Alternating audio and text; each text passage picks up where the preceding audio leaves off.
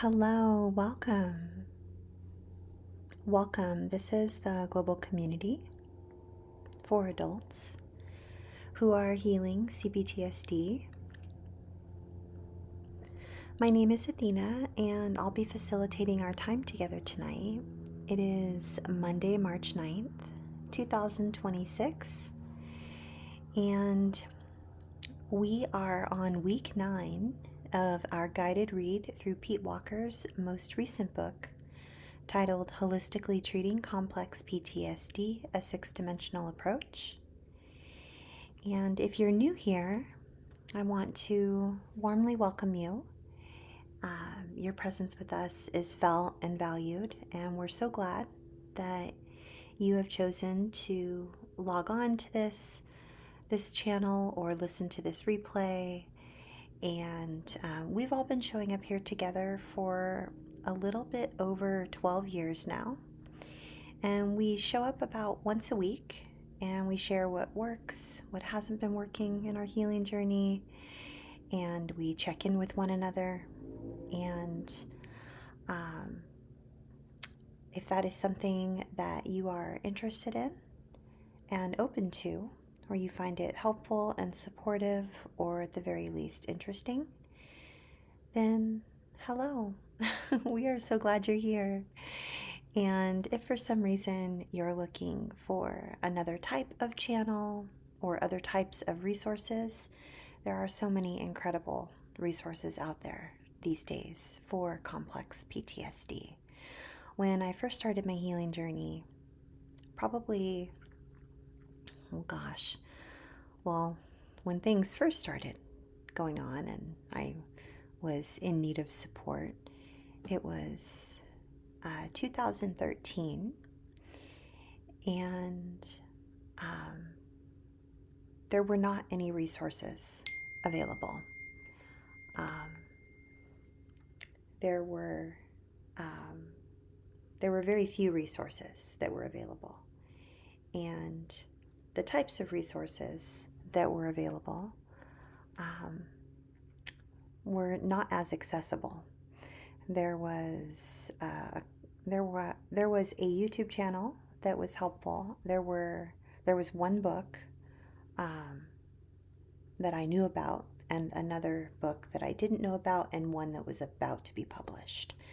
So fast forward, it's 2026, and here we are.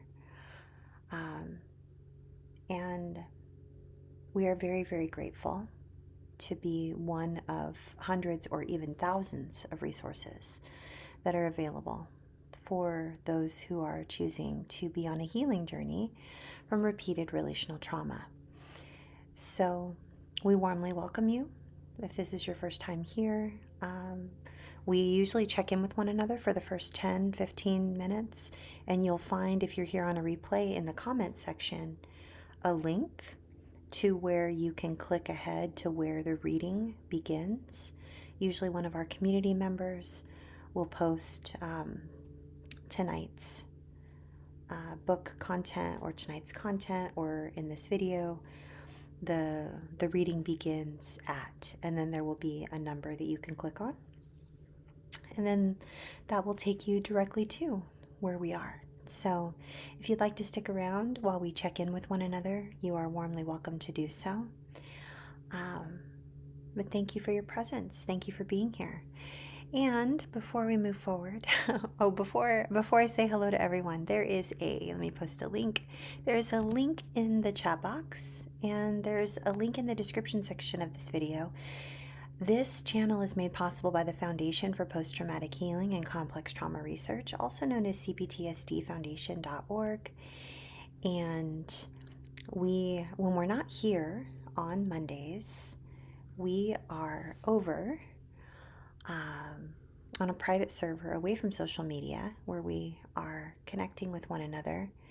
And the foundation, CPTSD Foundation, has 2 calls a day, every day, Monday through Friday, and then some other creative and gentle movement and book activities on the weekends. And those are all for adults who are healing CPTSD.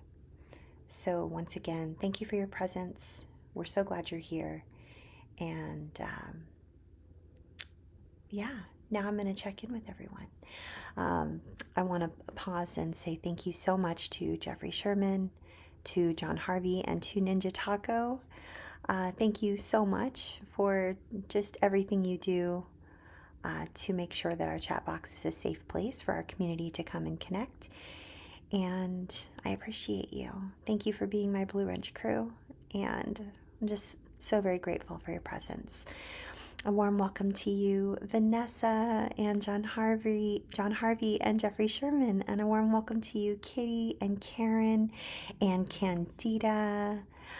And hello, Ninja Taco. So good to see you, recovery buddy. How's everything going? How is the space? Hoping all is well. Hello, this be me. Hello to you, Jen.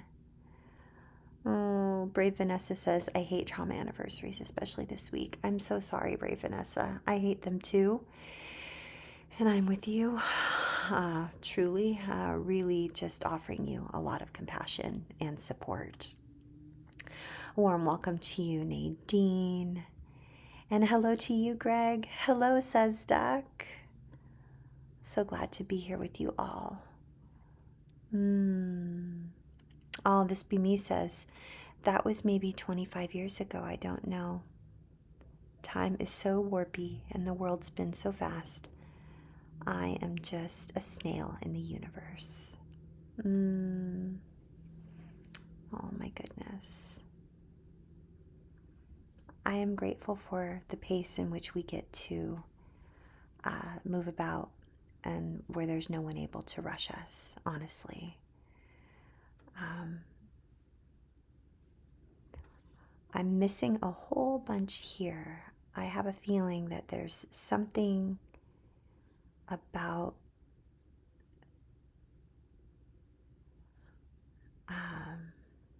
I'm missing something. I'm missing a couple of pieces of what's going on in the conversation right now. Yeah. But I'm just offering a lot of compassion and support for anyone who might need that.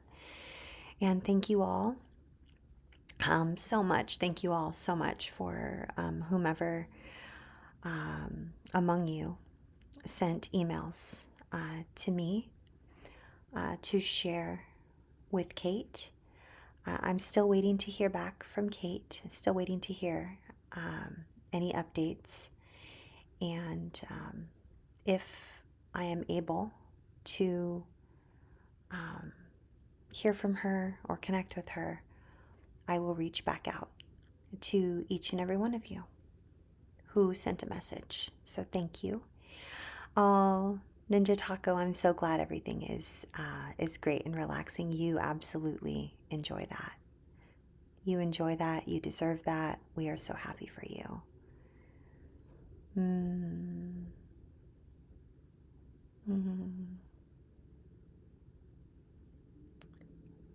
Right? This Be Me says, when will we finally have some healing anniversaries? We deserve them. Yes, we do. We absolutely do. John Harvey says, I remember as a kid, they did do these things in school about, they did these things in school about abuse, but nowhere to talk about it with a safety net. Yeah. I feel like that was potentially something that my school was talking about offering, but I really don't recall anything being followed up on or anything like that. So, yeah, Jeffrey, me too. Me too, Jeffrey.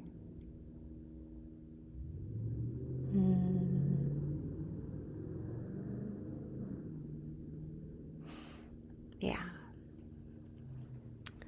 Me too, Jeffrey. Nadine says, Athena, for those of us who attend the Rachel Grant workshop at 8 p.m., do we use the original Zoom link we've used in the past since there's no longer a list in the circle menu? I believe so. Yes. I believe so. I think that the link is exactly the same.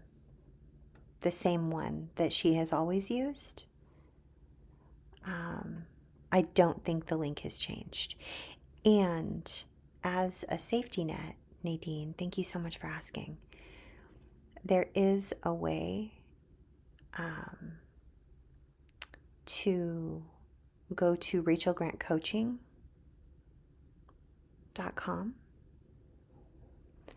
and I believe there's a link there and it walks you through, but I wouldn't want you to have to do that, honestly. Candida says, you couldn't share without the school contacting your parents. Yeah, you all, I learned that the hard way. I thought things were really bad at my house until I was encouraged to talk to a counselor, and I did. And then my mother showed up at the school. Yeah, it was absolutely horrific, and things got much worse, much, much worse.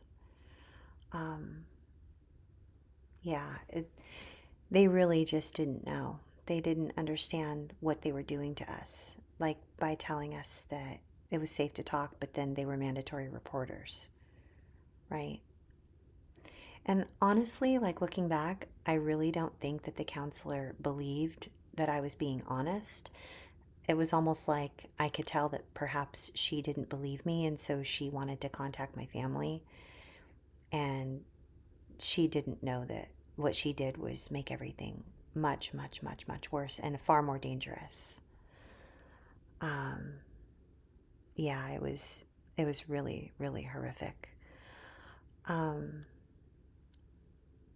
says, John Harvey, they called my dad when I talked to a teacher about my depression because of my quote home situation. I never talked to another teacher again. Yeah, I learned my lesson as well. I learned that nowhere was safe. First, school was safe, and then all of a sudden school wasn't safe. Like I had to be really hypervigilant. Things got a lot worse after that. Yeah. Yeah, this be me says it was all coded. And then I went home to the abuser where I was forced and to pledge loyalty. Exactly. Yeah, Jen says Candida, exactly. Kitty says, yeah, that's why I never tried to tell anyone about anything growing up. Yeah. It's probably very wise. Yeah. Brave Vanessa says, fuck them for not believing any of us. Yeah, exactly. Exactly. Hello, Jennifer. I'm so happy to see you. Jennifer says my elementary school counselor saved me. She believed me and always got support from her. I'm so grateful that you received support, Jennifer. That makes a huge difference. I don't think I ever truly got support until about, oh gosh, this is so hard to say out loud, but I didn't get the support I actually needed until about 9 years ago. Yeah. Yeah, I was in my 40s. This Be Me says it is the harshest lesson to learn. It's very true. Yeah, Candida says, similar, Jen. They called my mom saying I needed counseling and she got angry with me. Brave Vanessa says, sweep it under the rug. Nothing to see here. My family motto. John Harvey says, the only safe place for me is alone in my room. Oh, you all. We deserve so much more. Kitty says, wow, this is also my family's motto. We deserved so much more. Jeffrey says, I had to describe it myself. As a teenager, I came up with emotional abuse. I never heard of narcissistic abuse. Wow. I can't believe you found the words to describe that, Jeffrey. You are effing brilliant. Like, seriously? Wow. Wow. Wow. Oh, Vanessa is offering hugs. Kitty and all of us.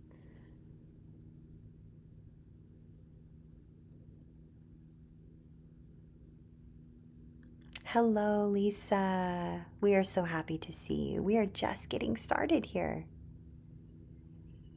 Mm. Oh, thank you, says Duck. I see you.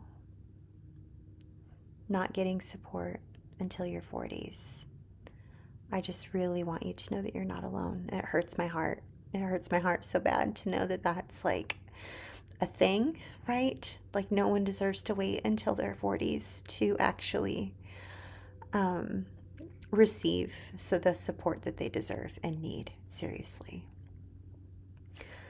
Ugh, it's just so painful. Jen says I was basically cursed out on the car ride home, saying how I ruin everything, and things only got worse. Yeah, I had a version of that. It included a backhand across from the driver's seat to the passenger seat, and my sausage biscuit with egg and Diet Coke and hash brown went flying, and my lipstick got smeared all over my face, and then I had to explain to people why I looked weird when I got to school. Yeah, it was pretty horrible. It was absolutely terrible. It was horrible. Um, Jennifer says, in high school, I got to talk about sexual abuse in family and married class. The teacher allowed me to ask about it openly. Wow, Jennifer, that is amazing. Wow. Ninja Taco says that was a nightmare. What, you couldn't fight them off at age 7, correct? Yeah, I'm so sorry, Ninja Taco. We deserved better, Recovery Buddy. Mm.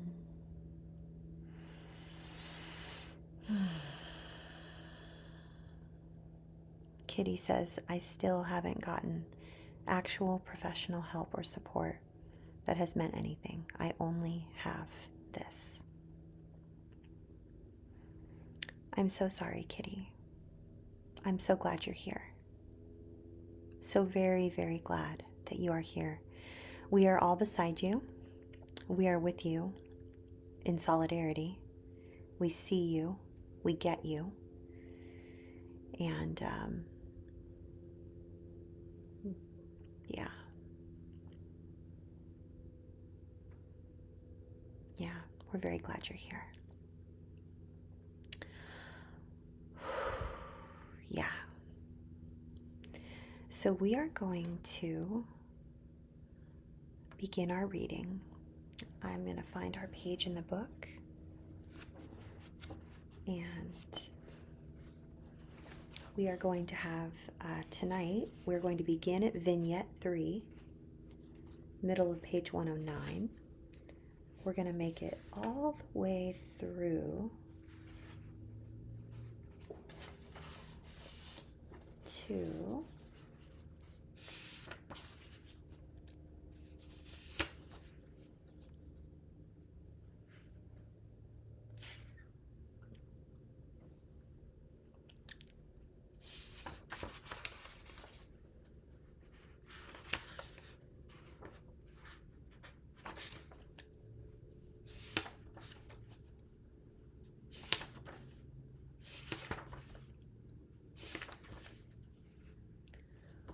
well, I would love to make it all the way to chapter 4, but I don't think that's going to happen. So what we will do is we will finish all of Vignette 3, all of Vignette 4, and all of Vignette 5. And vignettes are examples of using vulnerable self-disclosure within the context of a therapeutic relationship in an effort to provide support from the helper, coach, or therapist with the client or patient. And just to recap, we are discussing the topic of vulnerable self-disclosure, meaning that when a care provider or co-counselor or coach or therapist or doctor is able to invite the survivor of repeated relational trauma into a space of sharing, and by way of allowing them to share, they can vulnerably disclose something of their own journey in healing in an effort to mirror back and hold space for the survivor. That is what vulnerable self-disclosure is, and that is the topic we're discussing in Chapter 3. And by the end of next week, we will make it all the way through to the end of Chapter 3, and we will end. And then the following week, we will begin Chapter 4. And that's what week 10 and 11 look like. So tonight and next week, we will be finishing all of Chapter 3, so week 9 and 10. And then on week 11, we will begin Chapter 4. So if you're following along, if someone could please mention in the comments section of the rendered video that the reading of this week's book begins at 20 minutes past, 20 minutes into the video. That would be very, very helpful. Thank you so much. Usually it's you, John Harvey. My hand is on my heart. I appreciate you so much. I just truly, I appreciate you for more reasons than I can count. But that's the most top of mind at the moment. And we will begin reading. Again, we are on vignette number 3 of 5. Or no, actually it's vignette number 3 of I think it's 10, but we're going to finish out tonight, and next week we'll finish out Chapter 3. So we're going to start in the beginning, or middle of page 9, and we will make it all the way to the top of page 120. And we will do our best to finish just before the top of the hour. And here we go. Vignette number 3. Pete is talking about traumatizing parents. Right on topic for what we were talking about when we were checking in with one another.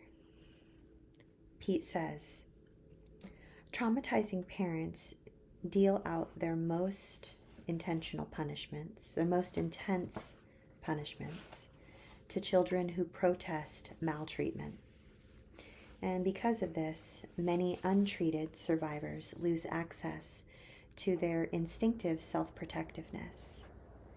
They are conditioned to fear standing up for themselves in the face of unfairness.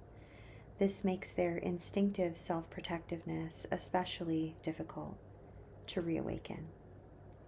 However, when self-compassion evolves enough, it naturally morphs into the angry protectiveness that healthy parents experience when their children are threatened or mistreated.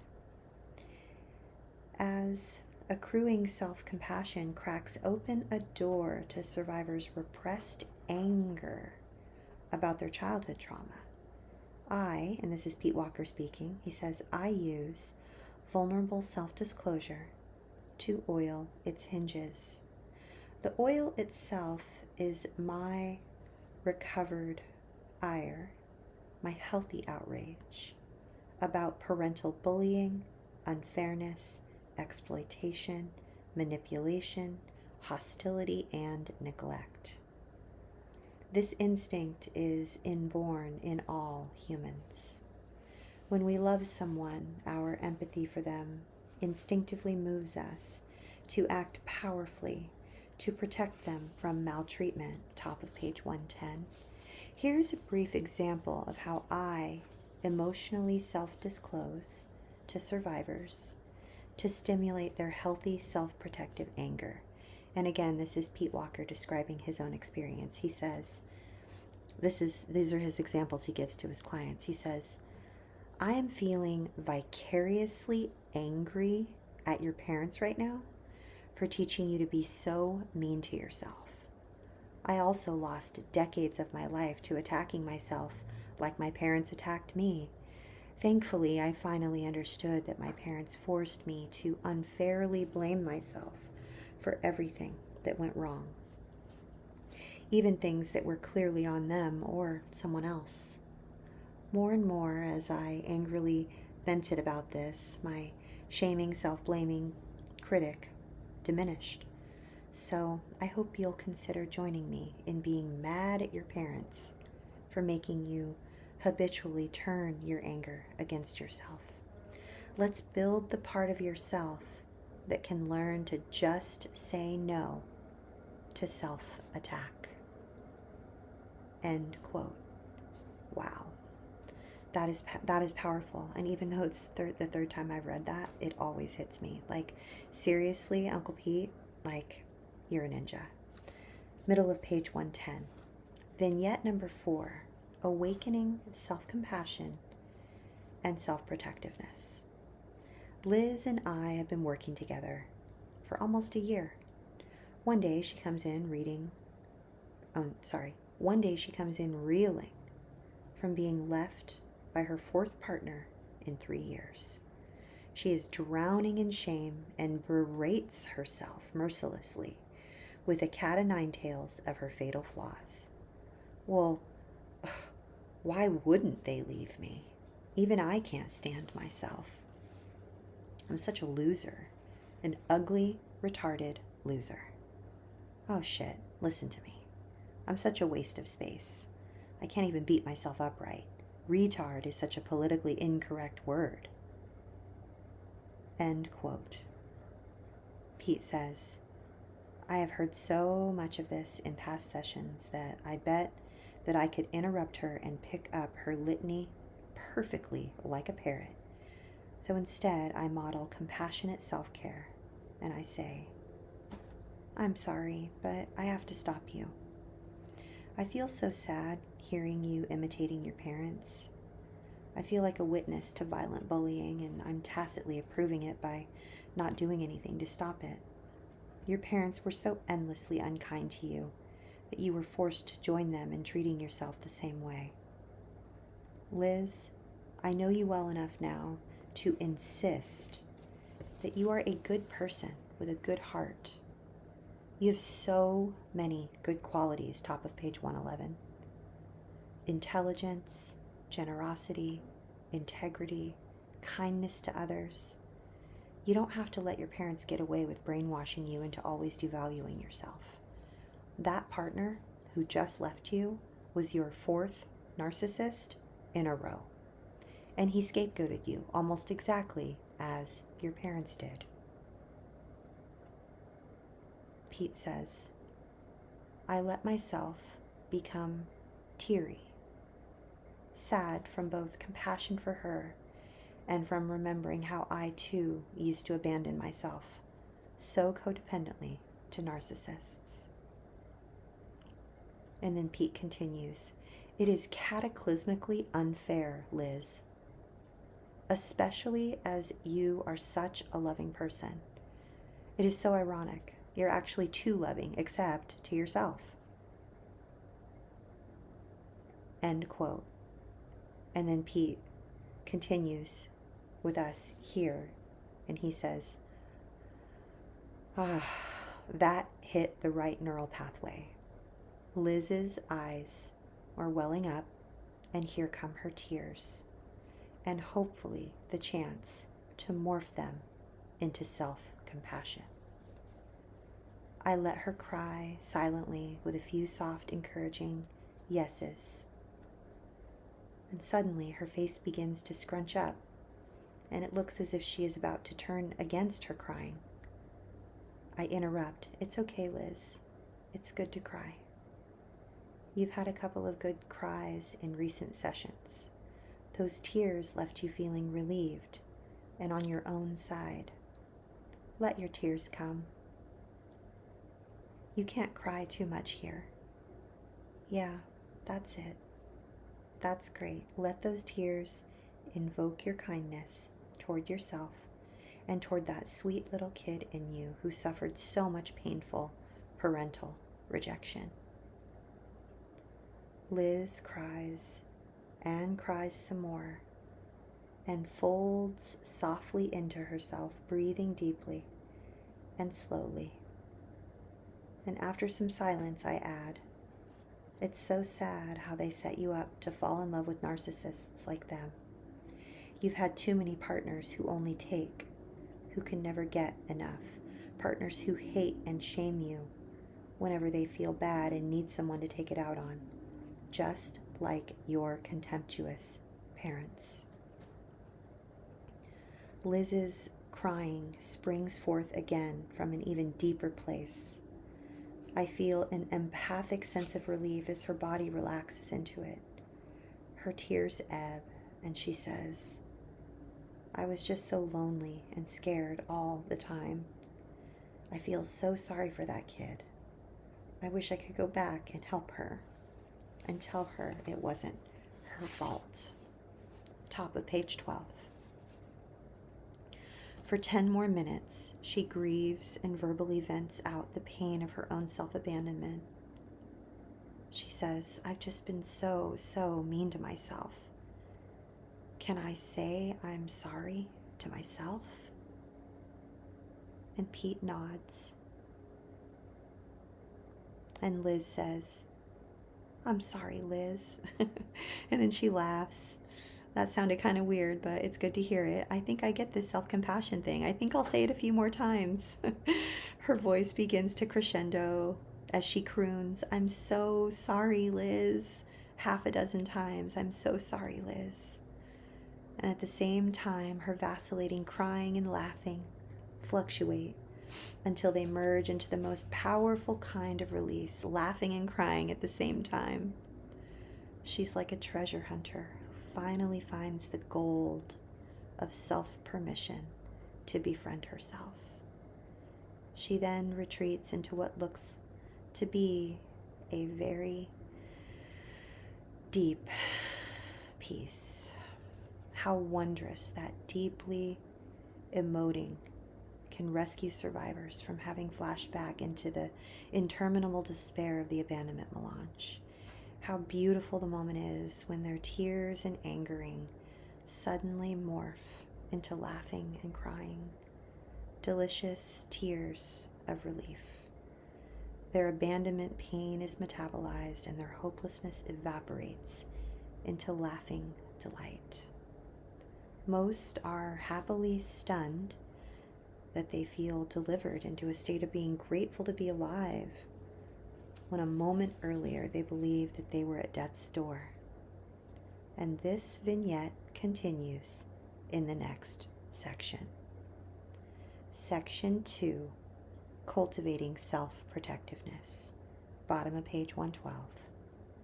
So I then disclose another aspect of what I'm feeling to Liz.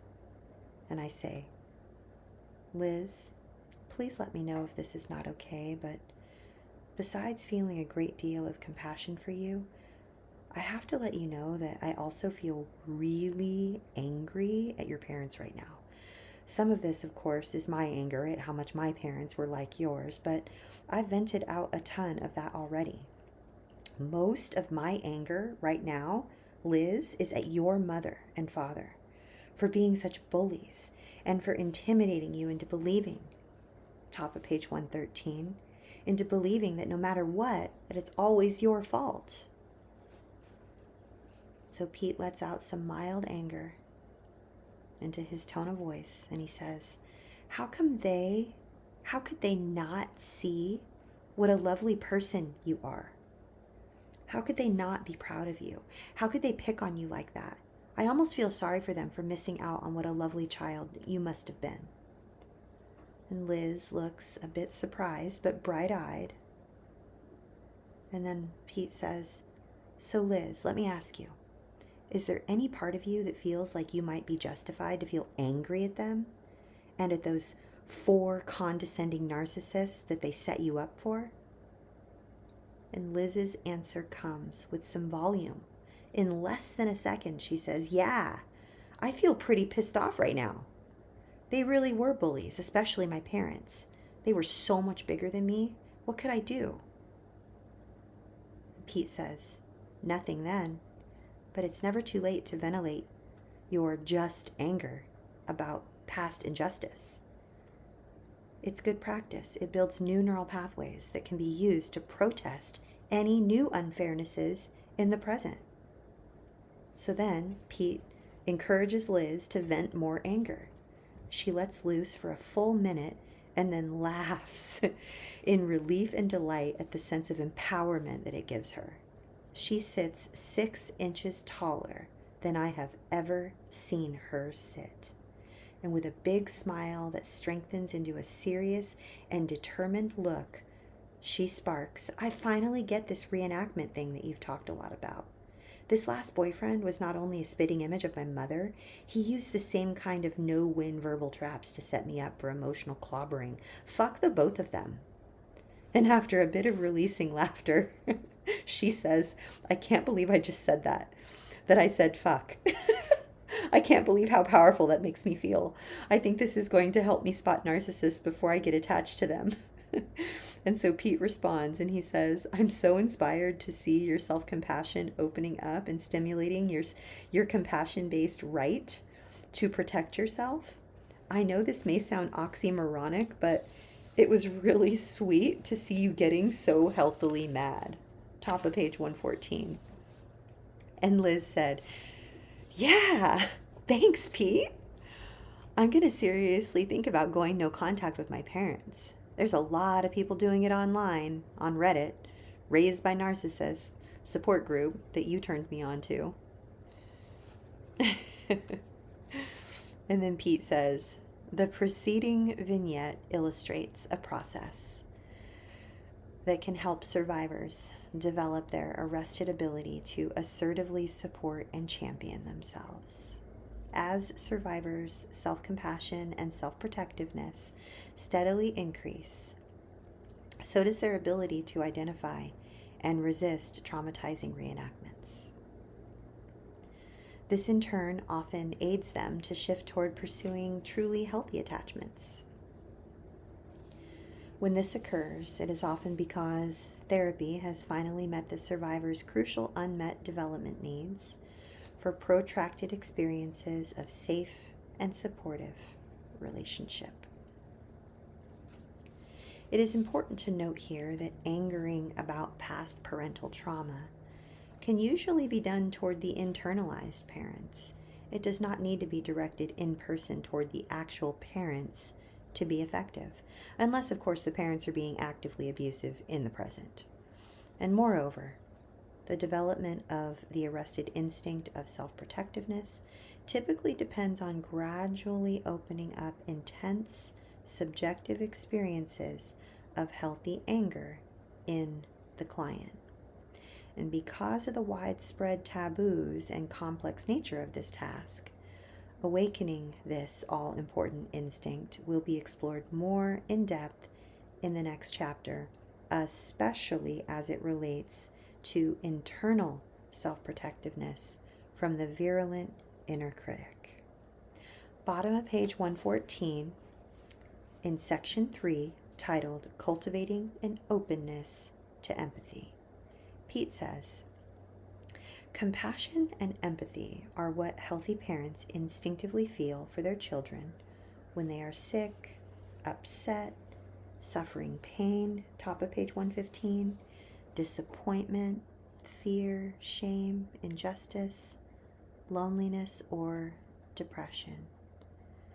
Compassionate therapists and their helpers can soothe the abandonment pain of survivors who never received this type of nurturing empathy. They can witness, validate, comfort, and commiserate with survivors who have never or rarely experienced unconditional kindness from anyone. A therapist can become a survivor's first proof that some people genuinely care about others, especially when they are having a hard time. Therapists and other helpers can cultivate their empathy and compassion by visualizing themselves in the emotional shoes of the survivor. Remembering a time when one has experienced the same feelings and suffering as the client can sometimes kickstart the awakening of authentic and accurate empathy. In my own experiences, and this is Pete Walker speaking, middle of page 115, he says, in my own experiences of attuning to clients, I have emotionally remembered feeling despicably ugly, desperately lonely, suicidally depressed, homicidally enraged, racked with cancer phobia, about to evacuate my bowels, terror, hopelessly collapsed about making the right choice in a monumental no-win situation, shrunken into invisibility and helplessness, while simultaneously feeling exposed and naked on a giant billboard in Times Square. I am going to reread that paragraph that describes so many of us in this room of how we have felt if we have ever held space for another human.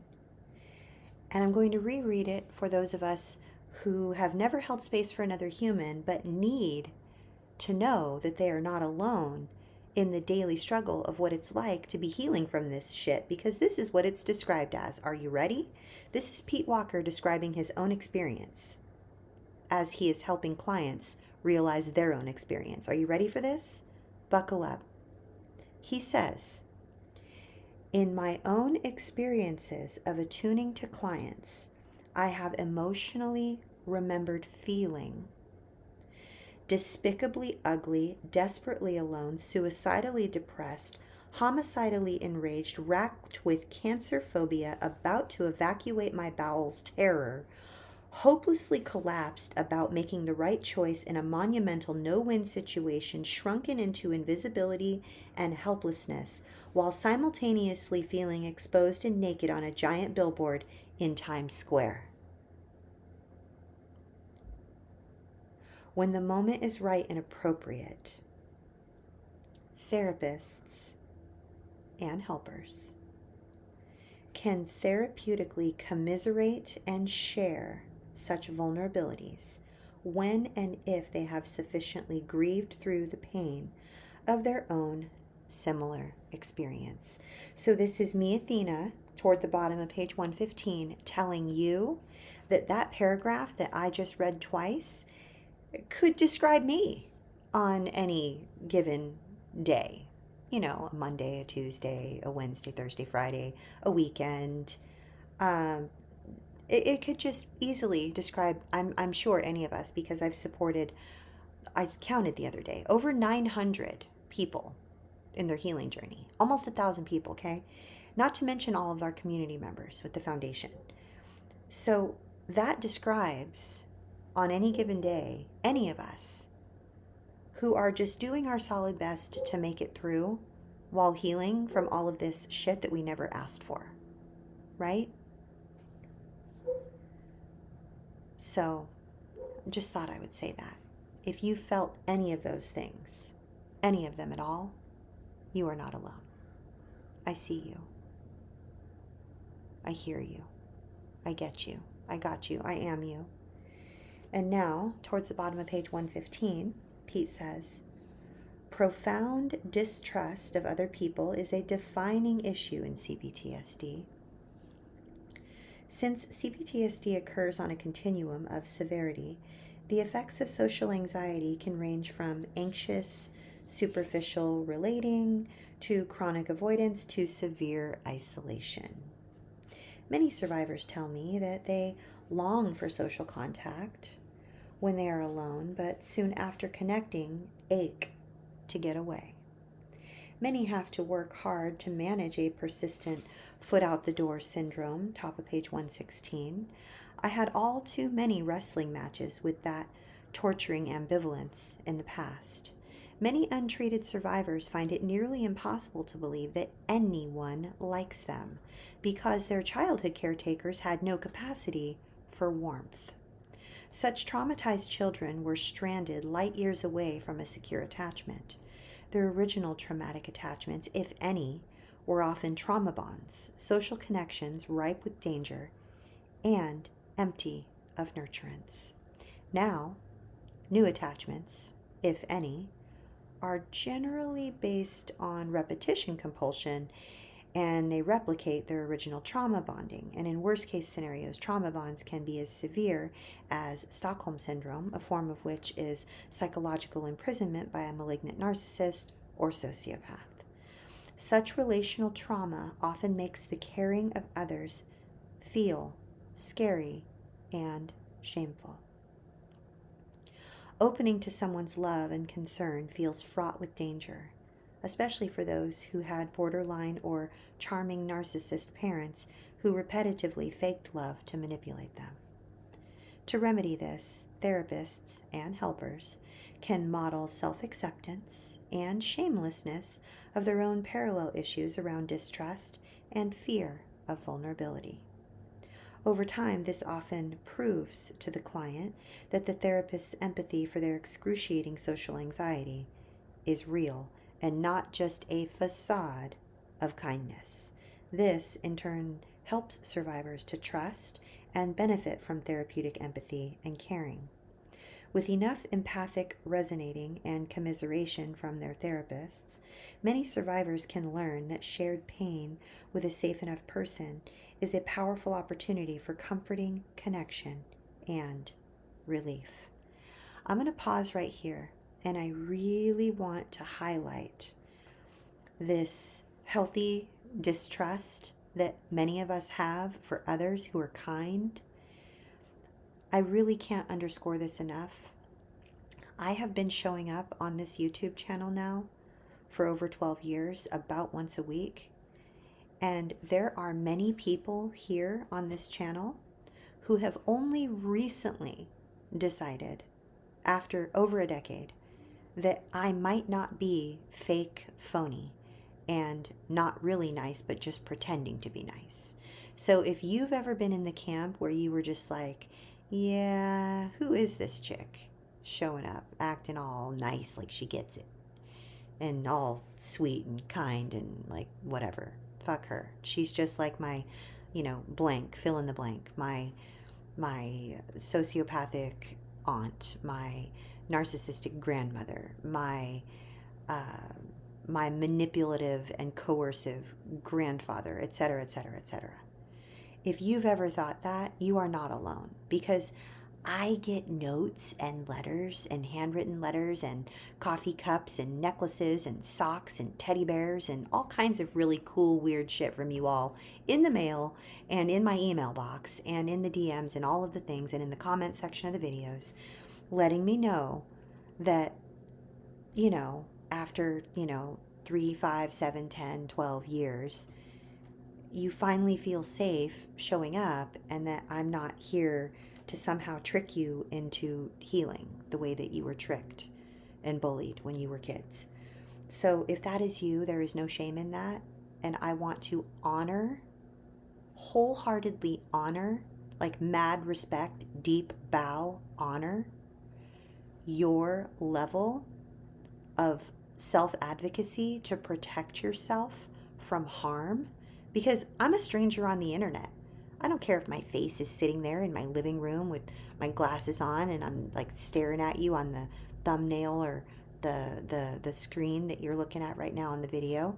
I'm still a stranger on the internet. I mean, yes, there are many of you here, like probably like a dozen or more people on our channel that I've gotten a chance to sit with in like a Panera Bread or in a park or in a church basement or at a hotel lobby or in a car, like road tripping it to go meet up with someone else. And like, yeah, like there are a couple handfuls of you that I've gotten to hang out with, like face to face, in person, like we've connected. But the thousands of other ones of you that are like, who is this chick? And who's she trying to trick? Like, no. Like, she can't be real. And I'm here to tell you that that is a healthy level of distrust. I am a stranger on the internet. And you are wise to not trust people that you don't know. And all of that being said, I'm super glad you're here, because I get to just be weird and be me, and you're all still here, and our community just continues to grow and double and triple and all the things, and I'm glad you stayed. But please always trust yourself. Like always, always, always trust your gut. And if you ever feel like someone is trying to trick you, manipulate you, lure you, trap you, like seriously listen to that voice. Always. I don't care who it is. If your spidey senses are telling you that someone is being false or phony or fake, or something's too good to be true, or it feels like a trap, it is. It just is. And the only way for you to prove or disprove your hypothesis is over time. So if it's taken you 3 years, 5 years, 7 years, 12 years to like figure out if you want to hang out here and join us, then I salute you. I bow to you. I honor you. I honor your process. And I have a deep respect for that part of you that isn't going to be fooled or tricked ever again, because whatever relationship brought you to a place like CPTSD Foundation to hang out with all of us, like they did a number on you, and you never deserved to be treated that way. And knowing that you have your eyes wide open and that you're not going to fall for it again, that is the greatest gift you could ever give yourself, ever. Ever, ever, ever. You deserve that. Okay? So, all right, I'm going to step down off my soapbox and I'm going to read for you vignette number 5, and then we are going to be done. And Pete drops some F-bombs in this one as well. Okay? And then we will be ending on time for you to go see Rachel. So here we go. Top of page 117, vignette number 5, and adult language is coming. Pete is breaking out the F-bombs and all the things in this one, this vignette. Pete says, vignette number 5, cultivating openness to empathy. Pete says, Kevin and I have done weekly sessions for 3 years, and today he comes in visibly depressed and irritable. His body looks as if it is crumpling in on itself, like a hand crumpled into a fist. He falls into the chair, deep into a brooding silence. I give him a few minutes to settle in, and then I warmly say, "Hi, Kev. Looks like something's really bothering you. Can I ask you to tell me about it?" And Kevin says, "Yeah, man.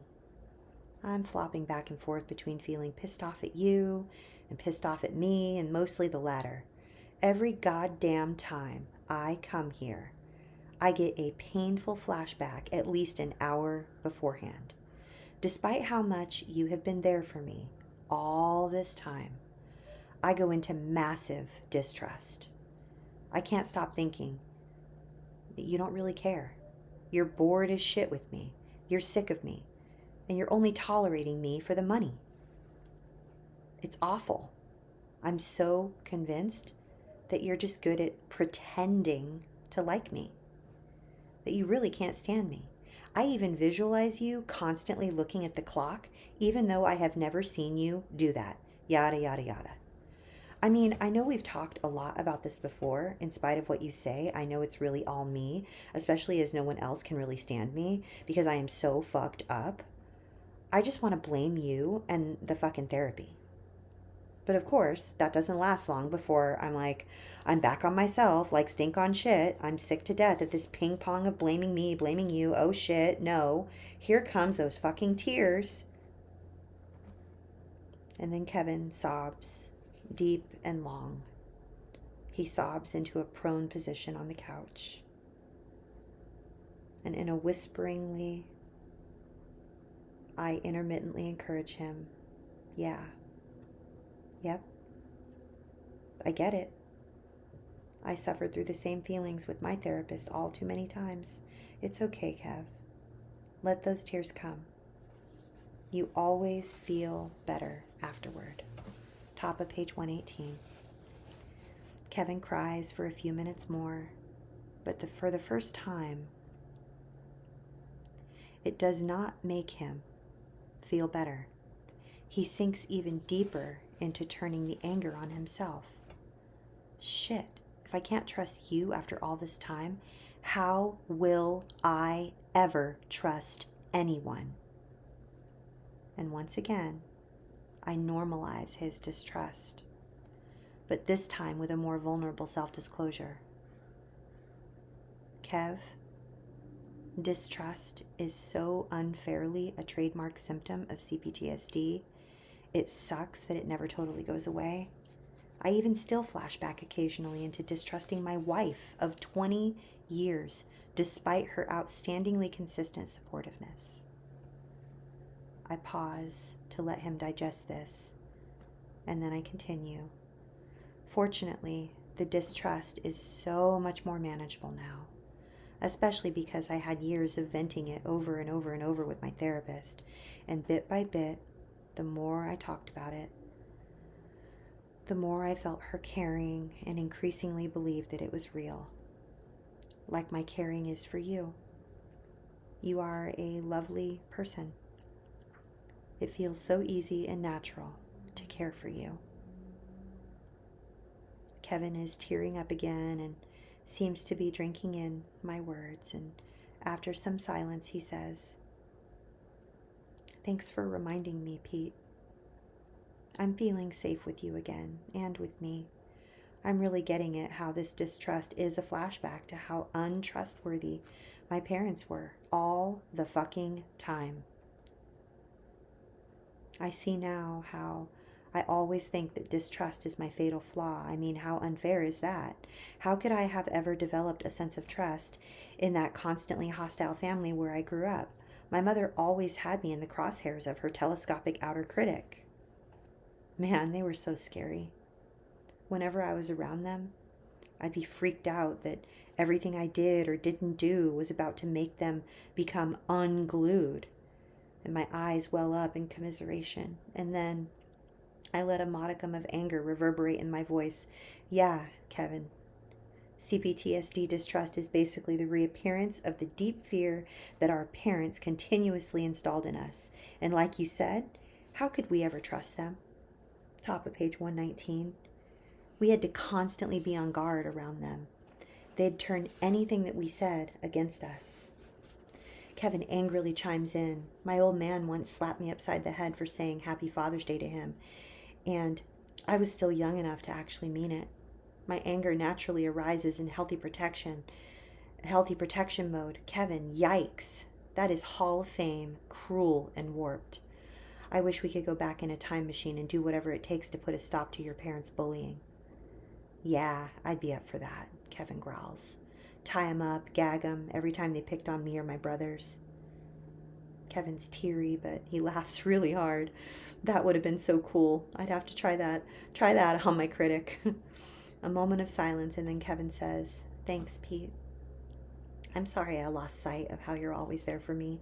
And wow, I really, really feel like I'm back on my side more than ever. In fact, I'm kind of embarrassed about this, but sometimes I get an image of you when I'm hard on myself, and it reminds me to lighten up and be kind to myself." And Pete says, "I feel deeply moved. It feels so sweet to have our work so deeply validated." And Pete says, "Wow. Thanks so much for letting me know that, Kev. And please believe me, there's no need to apologize. Working through distrust is a key ongoing part of this process, and I so appreciate you having the guts to tell me when it's up for you. You definitely cannot bring up feeling distrustful too often. When we talk about the normal CPTSD shifts between trust and distrust, we're really doing deep work. It's such a sweet irony. You're feeling really scared of me, but somehow trust me enough to tell me. So I appreciate you checking it out with me. And Kev, let me say something about your embarrassment. Not having a supportive internal image of someone who cares about you is a terrible CPTSD developmental arrest. It's lacking because your parents were not your allies and could not imprint on your brain as a comforting image. And I am honored to have become that for you. The first of a goodly number of other people to come, I bet. And that's where we'll end. We'll start next week, top of page 20. Number 4, guiding the development of mutuality, reciprocal support, and commiseration in relationship. And we will finish up chapter 3. Again, next week we'll start at the top of page 120. I know we are right at time. I wish each of you peace and ease. And for those of you interested in joining Rachel Grant, she leads a monthly support group for adult survivors of childhood sexual abuse. You can go to rachelgrantcoaching.com. It's free, and you can log on. And I'm so grateful that we got to be here with one another this evening. For those of you over in the foundation, I will see you tomorrow evening, 8 p.m. Here's a link if anyone's interested in joining us. Please, please, please be extra kind and patient and gentle with yourselves because you're worth it. And I will see you very, very soon. Ashton. Hello, Ashton. Oh, it's so good to see you, girl. My hand just went to my heart. Love you so, so much. I'll see you all soon. Good night, Skylight at Dusk. I didn't get to say hi to you earlier. Good night, everyone.